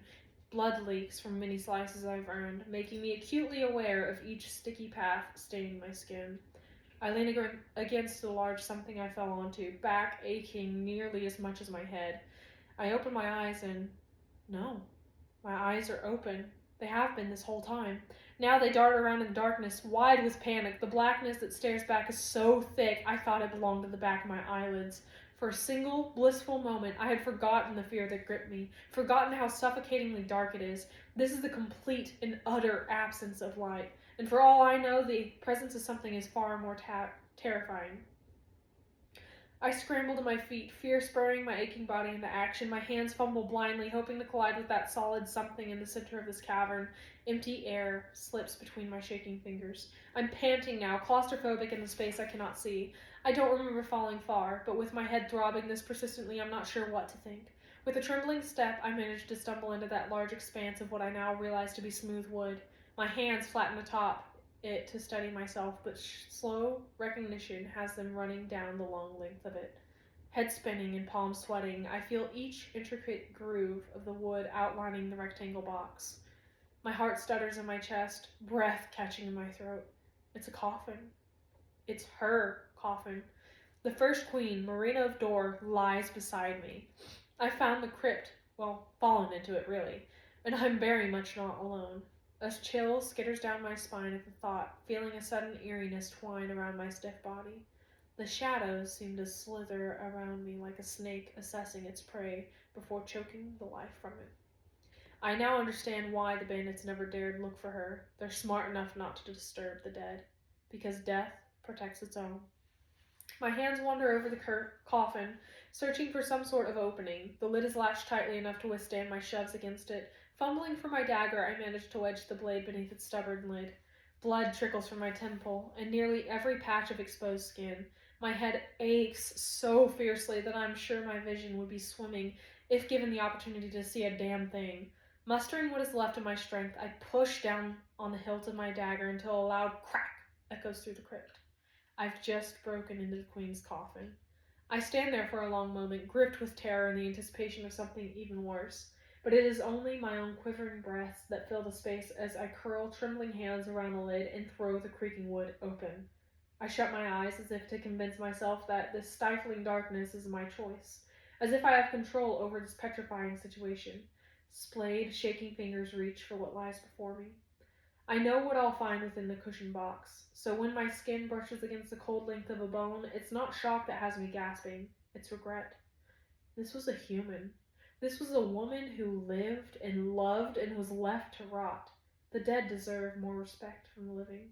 They deserve peace, and I've disturbed her rest to steal what's rightfully belonging to her. Something eerily vast fills the space behind me, chilling enough to pebble bare flesh. I've never felt death so tangibly, and yet I recognize its presence all the same. The cold breath on my neck can only belong to the death I have nearly met so many times before. Terror sinks its teeth into my very soul. I need to get out of here, but not without that crown. Panicking, I run my hands up what is left of the once beautiful queen. Decaying bones flake beneath my swift fingers and crumble against my touch. I choke on the next breath, forcing my hands to climb higher still. Pelvis, spine, ribs. It's been decades since the body was placed in this crypt, and now there's nothing left of her. The very essence of what she was crumbles in my hands, fragile in death. My fingers meet her skull, fractured and caved in with the weight of time. I bite my tongue and continue up, up, up. Something cold meets the tips of my fingers. I can just make out the raised jewels and jagged points beneath the caking of dirt. A smile pulls at my cracked lips. I may not be able to see what it is I found, but I know this symbol of power by feel alone. With a steadying breath, I pull the coveted crown from the queen. Chapter 17. Kai. I would have stood at the edge of that desert until she walked back into my arms. That is, if I weren't the damn enforcer of Ilya. I pace atop the familiar path I've worn into the carpet. My desk sits to the right, patiently awaiting to be relieved of the piled paperwork decorating its chipped wood. Guard rotations, training schedules, and safety precautions beg for my attention, but only one thing holds it: her. I've thought of nothing else since watching Peyton stride into that sinister stretch of sand, hair glinting like a blade and legs swift like one who spent their whole life running. The Silver Savior begins her first trial. And I stood there, watching her form slowly shrink into the horizon. It was Kit's insistence that had me reluctantly returning to the castle. He needed me to be the enforcer even when she is not around. The words had stunned me for a moment, had me glimpsing the suspicion Pei spoke of. Perhaps the king really does know how tragically in love I am with his betrothed. Perhaps he is as well. We haven't spoken since our journey back to the castle, him returning quietly to his study and me to the training yard. Only after hours of shouted corrections and tedious demonstrations I find myself pacing the withered carpet blanketing my bedchamber. She has less than 3 hours to walk into the throne room with that crown in hand, and some selfish part of me hopes that she won't. As if that were a solution. If I don't marry her, I have no choice but to kill her. Kit's words haunt my thoughts, dash my hopes, because if Peyton fails any of these trials, her fate will be worse than marriage. It'll be death. As much as I want her to be mine, I want her to be death's far less. I rake a hand through my hair, feet still treading their familiar path across the carpet. I've never felt so completely useless. Every fiber of my being begs to find hers, despite duty trapping me within this castle walls. Though, it is comforting to know that she doesn't need my help. The Silver Savior has made that abundantly clear since the day she earned the title. And yet one day I hope she does. Just to show her the extent of what I'm willing to do if only she asks. Unable to pace my bedroom any longer, I throw open the door and stride out into the dim hallway. Imperials don't hesitate to move out of my path, skittering servants doing the same. My steps quicken and faces blur as I pass. The plush carpet beneath my shoes is something I had never taken the time to notice until Adina, Peyton's other half, had brought it to my attention before that final trial ball. And with each step towards the West Tower, I focus on the feel of it to distract myself from my reeling thoughts. My quick pace through the castle has each dark hall slipping swiftly past. I'm draped comfortably in the shadows until a puddle of light laps at my toes, rippling around my faltering steps. It pours from beneath a door that hasn't been opened in years. At least, not by anyone other than Father. I reach hesitantly for the handle, feeling suddenly like a disobeying child. I've spent my whole life avoiding this room due to the king's orders, but he's not here anymore to punish me for my defiance. The door creaks open on hinges unaccustomed to serving this purpose. A lamp spills dull light into the room, old enough to have the volt power slowly flickering from it. I sweep my gaze over the preserved chamber, landing on a tarp-covered bed adorned with royalty. Kit sits stiffly on the dusty sheet with a jewelry box clutched between inky fingers. His tired gaze flicks to mine, only slightly surprised to see me standing uncomfortably in the doorway. It's weird being in here, huh? After all these years of wondering what was behind that door? Setting the wooden box aside, he stands with a pained laugh, all waiting just for it to be a regular old bedroom. I feel oddly trapped beneath the doorframe. It seems wrong to step into a piece of a past that doesn't belong to me. Iris Moira was Kit's mother, not mine. And I alone have known just how desperately he wished to know her, even at a glimpse. Father shouldn't have kept this from you, I say quietly, among other things. But he knew he could, because I would always come back to him. His gaze grows distant. Always obey. I slip my hands into the pockets at my sides. So what changed? The contemplation on his face says it all for a moment. Power. When you have nothing, you live only for those who promise you everything. You lived for Father, I reiterate. No. Now I live for his legacy. He smiles. For us. I dip my head, offering the pale carpet my grin. I can't say it isn't nice to serve a king that actually gives a shit about me. You're my little brother, Kit teases. I've been forced to give a shit about you my whole life. I chuckle softly, sorry to be an inconvenience. He shrugs. It was pretty annoying when you started being able to kick my ass. Well, you should be able to be used to it by now. Easy, brother. Kit's boyish grin has returned to his face after far too long. Let's not start a brawl in the one room we haven't yet. I let this moment soak in, relishing every laugh that passes between us. Alone with him, I don't think of the future ahead or the rings wrapped around Peyton's finger. And I'm grateful for that. Grateful to just be brothers. I'll leave you to your thoughts, I say after a long while of talking like we used to. I didn't mean to interrupt, just saw the light under the door and figured I'd check it out. Nothing special, huh? Kit muses. My expression softens. It is for you. He nods, thanking me for my understanding. I nod back. The door screeches shut, leaving my brother alone with what is left of the mother he never knew. It's not long before I'm making my way up the spiral staircase of the West Tower. I remember a time when a trip to the rickety turret felt hopeful. Now my heart pounds faster with each step higher. The air grows cold and damp in a way I'm now accustomed to associate with the presence of death. I swore never to set foot in the infirmary again. Though I've been here several times since making that vow, and each time I stare blankly at the wooden door atop the stairs, allowing myself a split second of hesitation before pushing it open and stepping into the large room behind. It looks exactly as it had the day Ava died. Cots line the walls, though my gaze avoids one in particular. The room is just as plain and dreary as it had been all those years ago. Heading for the only occupied bed, I nod at the healer who hurries past, more than happy to give us some privacy in exchange for a moment beyond this dreary tower. I walk toward my mother slowly, taking in the dark circles below her eyes, the frail shoulders peeking above crisp covers. My throat tightens at the sight. She looks worse than when I last left her. My sweet boy. Her tired eyes brighten when they land on me. You're home. I was so worried. A wave of guilt hits me in the gut like a blow. I should have come to see you sooner. I take a seat in the chair beside her. These past few days have been difficult. The look she gives me cuts right through me. I know that, but you can also admit how hard it is for you to be up here. See the cot she used to occupy? Mother glances around the infirmary, gaze haunted. I understand your pain. I duck my head. Of course she understands. It was her daughter she grieved. I thought I was broken after losing Ava, she continues softly. But it seems that the loss of your father will be the death of me. My teeth grind together at her words and every one I wish to say in return. I could never imagine Father deserving more of my grief than Ava. And when I look at my mother in this moment, I'm angry that she ever let her daughter die a secret. But I say none of this to the woman on her deathbed. I study her pale face and distant gray eyes. How are you feeling? Kai, it's not long now, she says simply. Don't talk like that.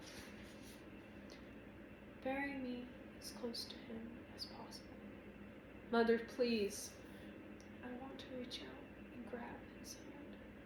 At those whispered words, it is I who grabs her hand, pulling it close to my chest. You'll be close to him, I promise. I swallow. I add. But that won't be for a long, long while. She shakes her head with a sad smile. I'll miss you, my pretty boy. Keep taking care of Kit for me. Her dark lashes flutter. I regret not being there for him. It's not your fault, I murmur. Kit has always been stubborn when it comes to you. Because I'm not really his mother. A long pause. I know. I squeeze her hand. He loves you, I know he does. In his own way, yes. He even came to visit me while you were gone on your mission. He mentioned that, I say softly. It was brief. Her bottom lip trembles slightly. It is a sight I never thought I'd see from a woman of such power and grace. Kit misses him dearly. I know, I whisper, because I do. I know exactly how much Father's death affected my brother, even when he didn't wish to show it. Have you heard about what is happening in the kingdom? Yes, she says evenly. Your father always was more occupied with the ordinaries than the affairs of Ilya. I wait patiently for an elaboration worth the trouble Father left for Kit, but she says nothing more on the matter, which is unsurprisingly disappointing. Queen Mila was nothing if not loyal and loving toward her husband, though she was told the occasional story of the days in which she once despised her king. These moments of reminiscence were only prompted by several cups of wine and told with hazy memories. But even now, Mother refuses to speak ill of the man she loved. It's stubbornly admirable. And Peyton? I ask slowly. You know of his engagement to the ordinary? The ordinary, she muses, gaze sharp. That is not all she is, especially to you. I drop my hand, securing a mask of indifference onto my face despite the quickening beat in my heart. I don't know what you've heard, but... Oh, don't go denying it, Kai. Her laugh morphs into a harsh cough. I reach for the glass of water atop the bedside table, pressing it to her cracked lips. She swallows greedily before managing. I knew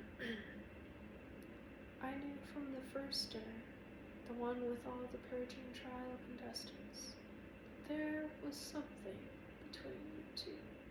I blow out a breath. Mother. And then she went and killed your father, and things got complicated. She says this so bluntly that I nearly laugh. After another dry cough, she adds, though that might not have been enough for you to hate her. I know how you felt about him. He never really was much of a great father to me, I state, so no, I can't say I was terribly grieved by his death. The words are harsh and laced with anger. I rarely let myself feel for him anymore. But it is his wife that I spit them at, and for that reason I open my mouth to apologize. Instead, her hand grips mine, gaze pleading. I'm sorry for what he did to you, and I'm sorry that I never stopped him. Tears spring beneath the gray eyes that we share. I just wanted you to be strong, and look at you, you're formidable. But that is no excuse. I shouldn't have stayed quiet about your training sessions with him. Shh, I cut off her words with a single sound. It's okay, you made me strong. A tear rolls down her cheek and I wipe away with a knuckle. You made me strong, I whisper again. Equal parts sob and laughter slip past her lips. Not strong enough to stay away from her, it seems. I shake my head, smiling slightly. No, not strong enough to stay away from her. Kai, she murmurs, suddenly serious. She is your brother's. I look away. I know. Don't let her come between the two of you. Her tone is stern. Promise me, Kai. A shake in my head. It's a little late to be making that promise, Mother. Then make me a different one. She struggles to lift her head from the pillow, words strong in a way her body is not. Don't let her be your weakness. Sometime later, when I eventually stand to leave the infirmary, she reminds me of that promise I have yet to make. I return. I remind her that Peyton Gray has been my weakness since that very first dinner, before the purging trials. Chapter 18. Peyton. I'm teetering Chapter 18, Peyton. I'm teetering atop the coffin. The dirty crown rests in the crook of my elbow, sliding to my shoulder when I lift my arms again. I reach up into the darkness, desperate to find the hole I'd fallen through. The wooden lid caves beneath my weight, having nothing better to do than rot after decades spent in this crypt. My head pounds, and the blood oozing from my body is only aiding the dizziness. Only the promise of moonlight on my skin has me pushing through every bit of pain, and when my fingers brush a jagged piece of wood dangling above, I nearly laugh in relief. Hand searching blindly, I manage to find what feels like the remaining frame of the trapdoor. With a deep breath, I curl my bleeding fingers around the wooden lip and tug. This time, I do let out a hysterical laugh when it holds. I don't bother testing its strength again before pulling myself upward with a grunt. Two things happen within the span of a single moment. The first being that my head collides with a splintering piece of what used to be the trapdoor above. After letting out a gasp of pain and surprise, the second thing follows soon after. I have the eeriest feeling that I am no longer alone. A sudden chill pebbles my skin as I drag myself up onto the floor. I haven't even taken a full breath before I'm scrambling to my feet and heading for the splotch of night sky beyond the tunnel. An icy sort of fear grips me at the thought of what it is I may have just done. The crown around my arm grows heavy, as if being pulled back to its owner. A panicked sound finds its way out of me at the thought. The dead are not meant to be disturbed, and I may have awakened something that no one else has dared to. I shake my head at the absurdity of it all. Mind tricks, I whisper, stumbling forward. This is all in my head. As the mouth of the cave grows closer, I find myself looking over my shoulder and into the yawning darkness behind. It is all-consuming, the lightless expanse, and I'm nearly petrified by it. I force myself to turn back toward that awaiting night and push on. Blood spills into my eye, demanding I use the back of my filthy hand to wipe it from my vision. That swarm of oversized bats has thoroughly torn open my skin and left claw-shaped slivers to decorate my body in their absence. Beyond, the starry sky awaits me, mere steps away. My pace quickens, heart racing in anticipation of my reunion with the night. I brace a hand against the wall, feel the last stretch of cold stone before shadows slither across the ground, lapping at my feet. 3 figures step into the entrance of the cave, blocking me from freedom. Moonlight illuminates their backs to outline their broad features. I take a slow step back, swallowing a scream of fear and frustration. Bandits. Thanks for getting that crown for us. Now hand it over. One of them grumbles, voice like gravel beneath the bandana covering his mouth. And if you're quick about it, we might not even take that shiny ring from your finger. My wounds ache, and I force myself to muster whatever strength I have left. Fingers flexing at my side, I focus on the feel of my dagger while mapping out my next moves. Only when I've gathered every bit of brutality that lurks within me, I speak. My voice is scared and small, and if the men bothered to listen closely, they might just hear the danger lacing it. Take it all. I don't care. Just please don't hurt me. I extend my hand, presenting the ring to them. The dirty diamond glints enticingly enough to have a man stepping forward. I can practically feel the sly grin beneath his bandana as he reaches for my hand, intent on pulling the band from my finger. I calm my mind, shut out my soft heart, and stain my soul once again. My fingers close around the man's wrist before I'm pulling him into the awaiting dagger, now gripped tightly in my other hand. The blade sinks into his stomach with a sickening sound. Blood pours from the wound as the bandit grunts weakly. I ignore the dull ache in my chest. This is precisely what I feared myself. Adina's light within me sputters out. Pulling the dagger from his gut, I watch him fall at my feet. I stand over the dying body, chest heaving and hand bloody. The men gawk as I slip the crown off my arm to clutch it in my fist. My voice is ragged, hand beckoning in challenge. If you want this, come and take it. The larger of the 2 remaining men charges at me, seemingly awakened from his stupor. He swings a massive arm that I easily duck under. After managing so much time in complete darkness, my eyes seem suddenly sharper than before. Crown in hand, I stand to my full height before sending its pointed jewels careening towards his skull. He yelps as blood gushes from his temples, stumbling back to let the final man have a go at me. I dance on the balls of my feet, ignoring every wince of pain with movement.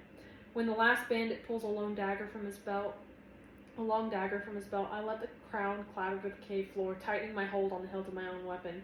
He lunges, blade flashing. I manage to rotate my body before he can stab me in the chest, but the sudden, searing pain shooting from my shoulder tells me I wasn't fast enough. He swipes at me again, forcing my feet farther back into the cave. Analyzing each of his movements, I let him jab at me again. Arm extended and chest open, he's made himself an easy target. Holding my dagger by its blade, I cock my arm and let the weapon fly. It pierces his chest, has him staggering back before eventually slumping against the cave wall. I watch his body slide down the stone, staining it with a streak of scarlet. I blink at the two bodies sprawled before me, blink again when a very much alive one comes barreling towards me. Blood runs down his face from the gash I've given him with a century-old crown. I don't have the chance to move my leaden feet before large arms are wrapped around my middle. He shoves me against the wall, my skull meeting stone. Spots swim before my eyes to blot out what little vision I have. My cry of pain is weak. The tired body it crawls from, unable to muster anything more. A rough hand has found its way around my throat. Fingers squeeze until I can no longer breathe. He watches me choke, smiling at the sight. I claw at his hand, kick at his legs. With blurry vision, I find whatever fight is left inside me, whatever sliver of my soul begs to stay in this life, and with that last wrinkle of resolve folded deep within my crumpled being, I drive my knee into his groin. His hand slips from my throat as he doubles over, allowing me time to slide away from the wall. My own bloody hand closes around the back of his bowed neck. I don't let myself think as I slam his head against the cave wall. Again and again. Blood sprays from the impact, splattering my face in that sticky warmth of another's life. It's animalistic, this need to stay alive, to tear apart anything that stands between me and my next breath. The growl in my throat does not belong to me, nor do the hands that repeatedly sink a skull into stone. When the red fades from my vision, I let his limp body fall to my feet. Adina's warmth returns shyly, as though her very memory does not recognize the creature I've become. I'm shaking, every part of me trembling in fear of what I've done, in fear of myself. A sort of numbness creeps over me as I step around the still bodies. The crown sits innocently on the ground, despite some of the gems being coated with blood. It glitters beside the body adorning my dagger. My stomach churns at his vacant gaze, wide with the shock of death's swift arrival. I look away before yanking the blade from his chest, and with the crown's sharp points fitted between my fingers, I turn toward my awaiting freedom. Keeping my gaze forward, I don't dare look down at the stone floor now slickened with blood. Instead, I focus on the starry night ahead and beckoning. I trip over my own feet in anticipation of the open sky. Scrambling from the cave's opening mouth, I fall to my knees on the rocky path. A crazed laugh bubbles out of me as I tilt my head back to the sky. Moonbeams streak my face as a soft breeze tangles my filthy hair. I swipe a hand over my face, smearing mud, blood, and the sticky residue of guilt. But I'm laughing again, strained and relieved. Adina's light, however dim, is returning to my soul. I'm alive. I, an ordinary, survived a trial again. My eyes fall to the long path ahead and the comforting field of poppies beyond. Farther still is the city I'll have to trudge through before marching into the castle, crown in hand. I lift my crazed gaze to the moon, unsure how much time I have before midnight. With that sense of urgency returning to my weary mind, I force shaking legs to stand beneath me. Soon after, I'm quickening my pace, body sore but hope swelling. With every step, I grow closer to becoming queen. With every step, I grow closer to a united Ilia.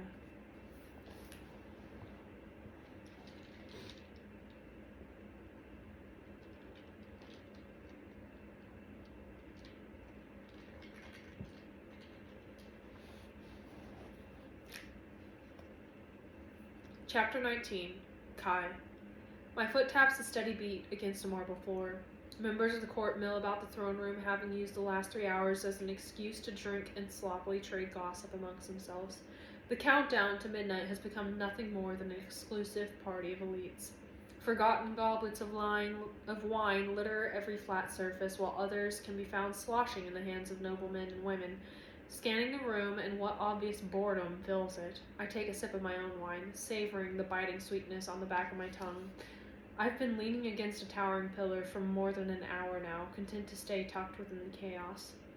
After my visit with Mother, I reluctantly joined the court to restlessly await Peyton's arrival. My wandering gaze continuously returns to the large doors at the opposite end of the throne room in the hopes she'll stride through them, because the alternative would mean that something happened to her, and I simply refuse to entertain that spiraling thought. I will her to walk through those doors, if not for this kingdom, then for me. I need her to come back to me. She is willingly my weakness, and yet nothing has ever made me stronger, and I fear what I will become if you've been staring at that door since you got here. I turned to face a grinning Jax, his hands shoved into the pockets of 2 short pants. Not the whole time, I state smoothly. I've managed to catch you sneaking sips of wine from Andy's glass. His grin shifts, suddenly sheepish. I don't know what you're talking about.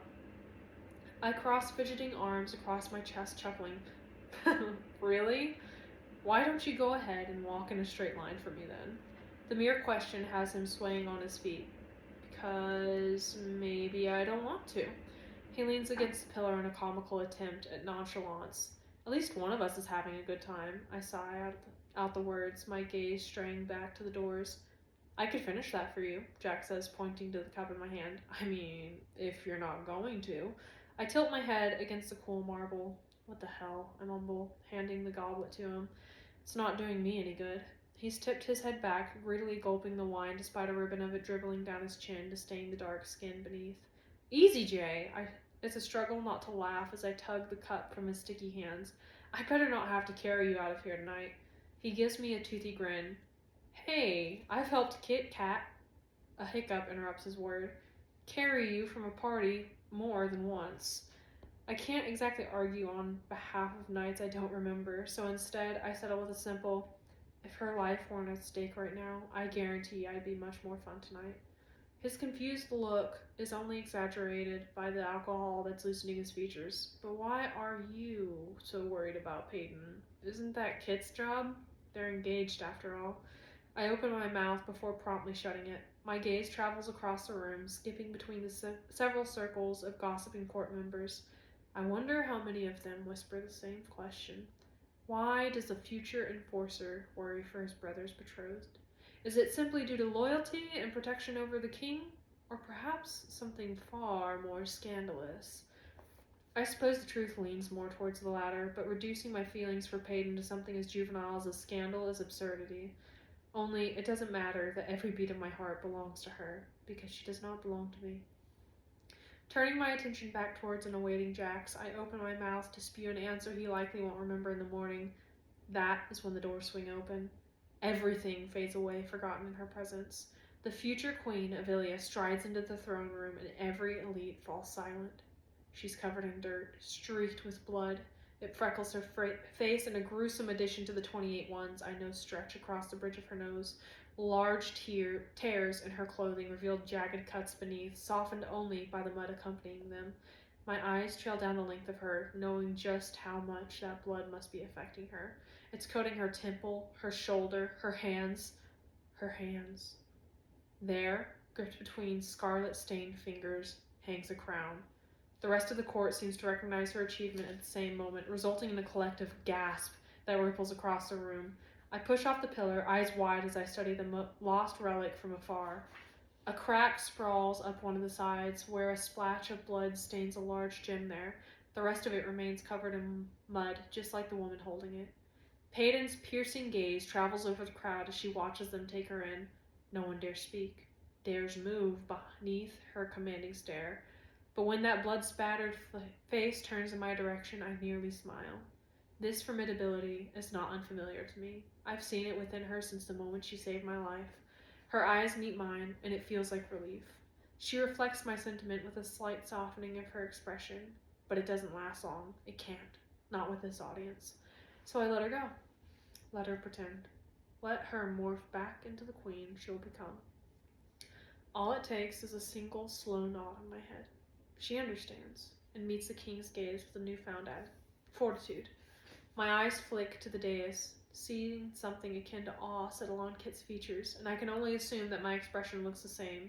She takes another step into the throne room, pushing aside her pain for the betrayal of what is far more potent: power. Every wound is on display. She wears them proudly, allowing each pair of eyes to sweep over her. Blood drips from a gash at her temple, staining her hair and spilling a trail of crimson into her eye. With strides never slowing and face unflinching, she wipes at the blood with the back of an already stained hand. I push slowly through the crowd, my gaze unable to stray from such eminence. But watching isn't nearly enough.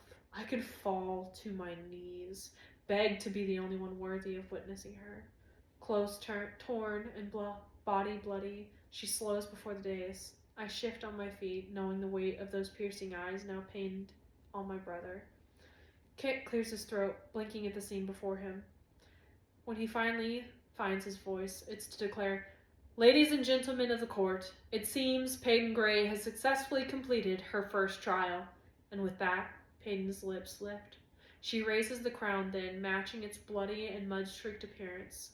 I smile before she's even done it, wide enough to show those damn dimples she loves to hate. Yes, I smile when she pushes the crown onto her head. It sits atop her blood-streaked hair, drawing gasps from the gaping court. My breath catches as she stands before the king, every bit as queen to be. With a slight nod to Kit, she turns slowly to the court. Her sudden smile catches even me by surprise. The flash of her teeth white against that dirt-streaked face framing it. She inclines her head then, dipping it toward each side of the throne room. The movement is nearly taunting, as if daring an elite to try to tear the crown from her head. Her gaze is a challenge that travels around the room, but with only one final dip of her head, she turns back to Kit. He stands, accepting her silent invitation. Stepping from the dais, he offers Peyton an arm she readily takes. I feel suddenly hollowed out as the happy couple strides down the aisle. I'm stunned by the sinking bite of bitterness. The shock of envy is quickly swallowed by my resolve, focused on only being rid of this crowd.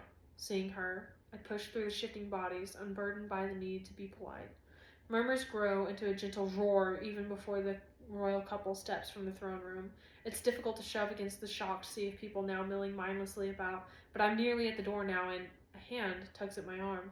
I turn to find Andy looking alarmingly serious. Don't steal her away from him when they finally get a moment together. Unspoken words hang in the air between us. The corner of my mouth twitches.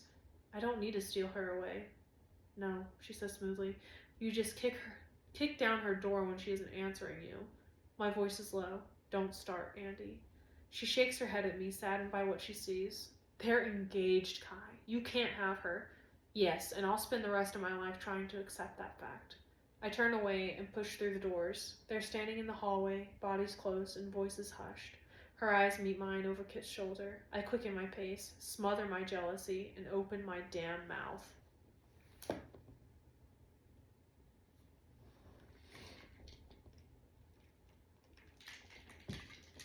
Oh, this is not going to be good.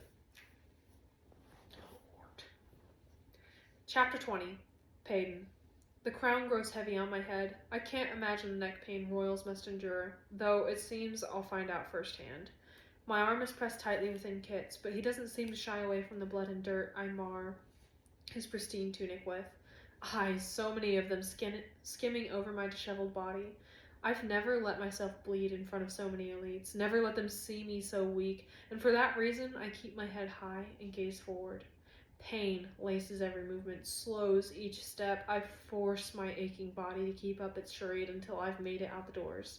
My legs shake, barely able to support me after my long trek through the city. But Kit's arm is a comfort, a disguised source of support as I lean on heavily. The doors loom, as does the prospect of relief. Every head turns to follow us out of the throne room, and it's only when the countless pairs of eyes are sealed from sight that I slump fully against Kit. Just a little further, he murmurs, his arms now wrapped around me. Let's get you to the wall. I let him guide me, and even more difficult, let him see me struggle.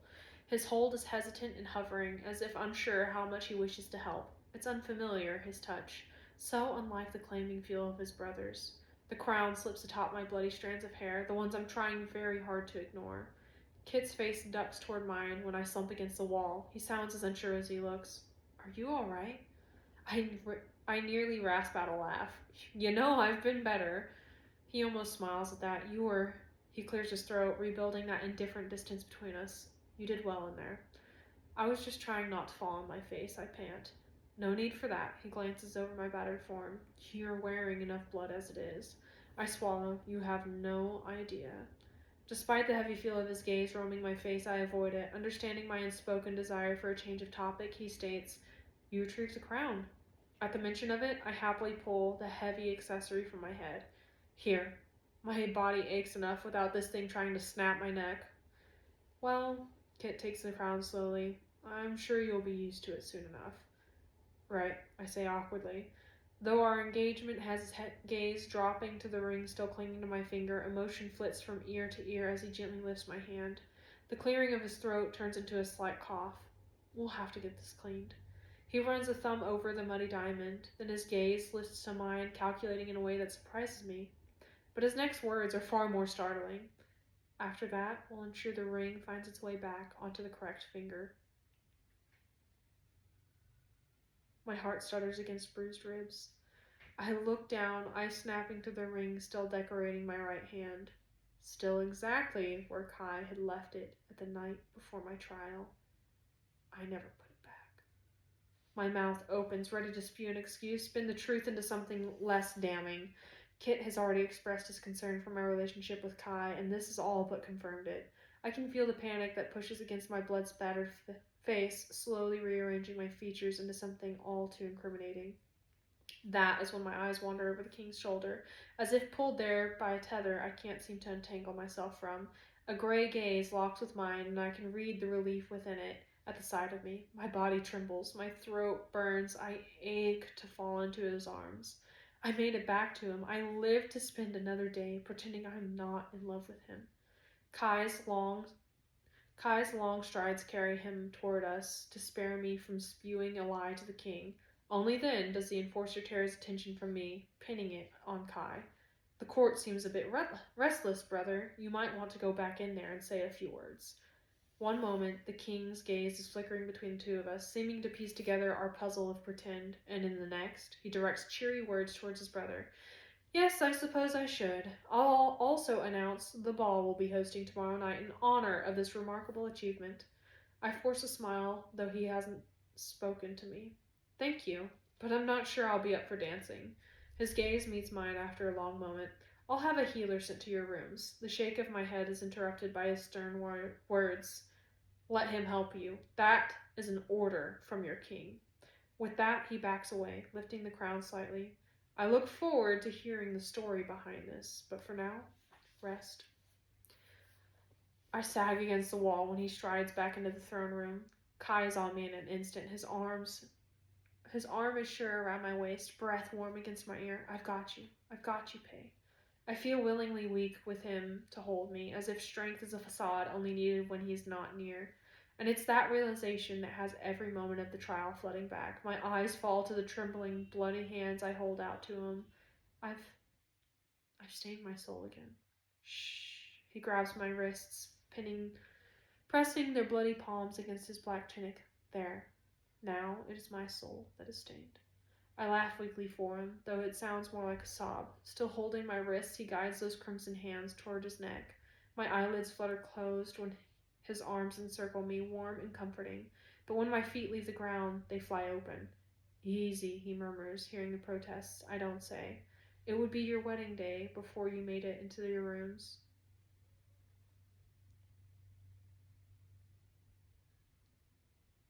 My head lolls against his shoulder with each step he takes down the hall. I didn't think you would ever speak of my wedding. He swallows. I thought you might not walk through those doors tonight. And it made me realize that I'd much rather spend the rest of my life apart from you, watching at a distance, than without you. I swallow, my throat is dry.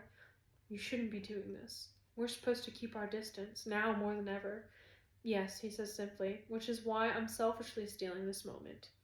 I'm too tired to formulate a response, let alone a coherent thought. He turns a corner, holding me close. I let my eyes wander over his stubbled jaw, over the worry crease between his dark eyebrows. I'm lulled by his even steps, hypnotized by the rhythmic beat of his heart beneath my ear. Turn the handle for me, would you, darling? I must have dozed off, because when I pry my eyes open, we're standing before my bedroom door. I'd rather not kick it down this time, Kai continues. No need to give Andy yet another reason to be pissed at me. Dropping a heavy hand from his shoulder, I fumble for the knob. As soon as I've managed to twist it, Kai is stepping into the room and alarming a distracted Ellie. Oh, Peyton! Her voice is as soft as always, though filled with far more concern than I anticipated. Do I really look that bad? I practically croak. Kai sets me gently on the bed, treating me like I'm as fragile as I feel. His hand cups the back of my neck to ensure my swaying body remains upright on the edge of the mattress. You look like someone who's just done the impossible, he murmurs, face close. I smile, tasting blood on my cracked lips. So I look like hell? If you look like hell, he whispers with a sly grin, then I'm fortunate to be going there. My strained laugh is cut short by the sudden movement over his shoulder. Pulling back, I'm reminded horrifyingly that we're not alone. At the color staining my cheeks, Kai turns to find Ellie, wide-eyed and paralyzed, in the center of the room. Crouching down before me, the enforcer clears his throat in preparation of the soft command about to spew from it. Ellie, get me a pail of warm water and a cloth, please. He says this as if she hasn't just seen what has passed between us mere moments ago. As my maid, I suppose it doesn't matter, but as my friend, I'll have some explaining to do. She nods curtly, hurrying toward the bathroom as Kai adds, soap too. I sit there awkwardly with his hands now braced on either side of my legs. Our eyes meet, mine concerned and his far too content. I give him a look that I hope screams, keep your hands to yourself until she leaves, which I'm quite certain he understands because it's the complete opposite of what he does next. With a smirk, he makes me want to simultaneously kiss and hit him. He slides calloused palms down my thighs. My weak, warning look doesn't stop his slow search of my legs. I can't help but smile back at him, and he seems to take that as a sign of encouragement. I'm so distracted by the feel of Kai's hands that I barely notice Ellie place a pail of water beside him. After setting down a cloth and a bar of soap, she straightens with a clearing of her throat. Kai's eyes are locked on mine. That'll be all, Ellie. Thank you. I'll let you know when to send in the healer. With a quick curtsy and a glance in my direction, Ellie swiftly strides from the room, shutting the door behind her. Turning my attention back to the smirking boy before me, I give his chest a good shove. So much for pretending, Prince. He dips the cloth into the pail, shrugging at my words. I'll have the rest of my life to pretend with you, but for now, I needed to keep you alert. You are distracting me, I breathe, eyes dropping to the blood coating my hands. My stained palms are quickly covered by the damp cloth he places over them, and I will happily be your distraction from pain for as long as you need. The bar of soap is rough against my hands, but I welcome the discomfort. Kai wipes at the scarlet now swirling atop my skin, leaving the towel stained with the blood of the strangers. I attempt to swallow the emotion clogging my throat. It's not the pain I need a distraction from, it's the memory of what I did. He threads the cloth between my fingers, ridding my skin of any trace this trial left behind. I know. His voice is saddened with the weight of understanding. It just all starts to feel the same after a while. I'm blissfully numb as he glides my hands into the pail of water, letting the warmth wash over them. I didn't think I'd walk into that throne room tonight either, I whisper. I was ready to die beside Marina in that crypt I fell into. I've never been so terrified, and I've spent my whole life in fear. He's moved to my arms now, guiding the cloth over every speck of dirt and blood spattered there. Pay, we don't have to talk about this right now. It was so dark, I breathe, because part of me desperately wants to be free of what haunts the confines of my mind. I've never seen such complete and utter blackness, and the bats. My visible shudder has Kai placing a comforting hand against the small of my back. I watch him clean every claw mark, every nick the beasts gift me. When the stained cloth reaches the slash across my shoulder, I hiss in pain. He does his best to mop the blood surrounding it as he murmurs, "But you got out. You got the crown, and then you cracked it against a man's skull." When my eyes flick up, they land on his wry smile. I'm assuming. I shake my head at him. How did you... You're not the only one who's observant, little psychic. When his smile only grows, I huff. Well, I didn't enjoy doing it. I know. His gaze softens. I wish I could have done it for you. My voice is tired, reflecting the current state of my body. Does it ever get easier? The bad that supposedly justifies the hope of something good? It hasn't yet, he says with a sigh. But your bad will belong to me when I become your enforcer, and maybe then, when I know you are reaping the good, things will get easier. I shake my head, gaze lingering on the splotch of blood soiling his chest, the place where he had pressed my palms. I don't want to stain your soul further. His smile is sad. There's nothing much left to stain, darling. It takes all of 3 swipes with the cloth before he's changing the subject. His words hold a certain challenge as he says, "What about striding across the throne room, seeing the looks on all those faces when you put the crown on your head?" The gaze he flicks over me is heavy. "Did you enjoy that?" I loved it. When I settle on what I settle on instead is, I didn't mind it. He wipes a streak of mud from my jaw, brushing the jagged scar below it. "Come on, don't be modest, Gray." "Fine." My gaze settles on him. "Powerful." It made me feel powerful. "Good," he breathes. "Focus on that feeling, not what it took to get it." My fingers find his free hand. I don't want to gain power if it means I lose myself in the process. He wipes the cloth down my nose, freeing it of blood before flicking the tip with his finger. Everyone loses themselves to something, so make it worthwhile. I let him tilt my head in the dim light. He dabs gently at a bead of dried blood clinging to my temple. "And what did you lose yourself to?" "Duty. Loyalty." His lips quirk. "A silver-haired pain in the ass?" I lean back on my palm, studying him. "And you think that's worth it? Losing yourself to an ordinary?" As he drops the cloth from my face, I can't quite read his mixture of emotions. Between the two of us, you're the only one who seems to care about that fact. I straighten swiftly, enough to have Kai's hands flattening on my thighs to ensure I stay on the bed. Of course I care. My voice is rough, raw with emotion. "I'm weak. I nearly died today, and..." I place a hand to his cheek, turning his face toward me. "Look at me, Kai. Look at what you chose to lose yourself to. I may have seemed strong in that throne room, but I will always be an imposter among the truly powerful." He's shaking his head, hiding his gaze from me. Both of my hands are cupping his face now. "I worry about you, Malachi." The sound of his full name has those gray eyes fluttering closed. "If I die..." "Stop." "If I die," I repeat sternly, "I need you to find something else worth losing yourself to. I won't let my impending death be yours too." I press my forehead to his, voice breaking as I say, "Promise me that, please." "Pay." His voice is ragged. "I would lose my life for you before finding something else worth living for." His fingers weave into my hair, slide along the back of my neck. "You are my inevitable, in life and in death." Tears cloud my vision, one of them slipping down my cheek when our mouths meet. He holds me gently, his kiss soft enough to shatter every wall within me. I crumble in his arms. Nothing has ever tasted as sweet as the silent promise on his lips. "You are my inevitable." The kiss deepens, and with it a plea with each press of my mouth. "I love you." I tell him in the sigh he draws from my lips, in every slow caress across the skin, in every pounding beat of the heart that belongs to him. "I love you." He smells of pine and spice and long nights under the willow. "I love you." He tastes like a secret I wish to scream, a word on the tip of my tongue that I will never be mine to utter. So I say his name instead, as if I could claim him so easily. As if I'm not thinking of those 3 damning words when I say it. "I love you."